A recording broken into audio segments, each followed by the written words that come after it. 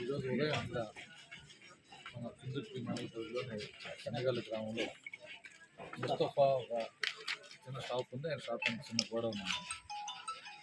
రెగ్యులర్గా ఇక్కడ బిజినెస్ చేసుకుంటూ ఉంటాం. లోపల బిజినెస్ తగ్గట్టుగా ఏదో గ్యాస్ ఇప్పుడు కామన్గా ఉన్న గ్యాస్ సిలిండర్ ఒకటి బ్యాక్ సైడ్ పెట్టుకోవాలి. రెండు గ్యాస్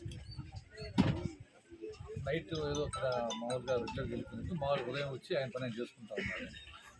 గ్యాస్ లోపల లీక్ అయింది గమనించుకోకపోవడం వల్ల లైట్ వేసినట్టుగా అతను లైట్ వేసేది. లైట్ వేసిన తర్వాత లోపల ఫ్లేమ్స్ వచ్చి కూడా గమనించలేదు. తర్వాత బయట పబ్లిక్ గ్రామ ప్రజలు పొగలు వస్తున్నాయని చూసి దగ్గరికి రావడం వల్ల ఒక గ్యాసు మొదట పూర్తిగా మండుకొని కొంత ఆగిపోయిన తర్వాత పూర్తిగా ఆగిపోయినంత దృష్టితో చుట్టుపక్కల చూసేవాళ్ళు కొద్దిమంది మళ్ళా రెస్క్యూ చేస్తాం. దాని తీర్థం బయటకు వెళ్ళి రావడం వల్ల రెండో గ్యాస్ సిలిండర్ సడన్గా బ్లాస్ట్ అయింది. బ్లాస్ట్ అయితే కొద్దిగా చూస్తున్నాం మనం, పెద్దగానే ఉంటే స్లాబ్ కూడా పడిపోయింది. అయితే దేవుడి దయ వల్ల ఎవరికి కూడా ప్రాణ ప్రమాదం ఏం లేదు.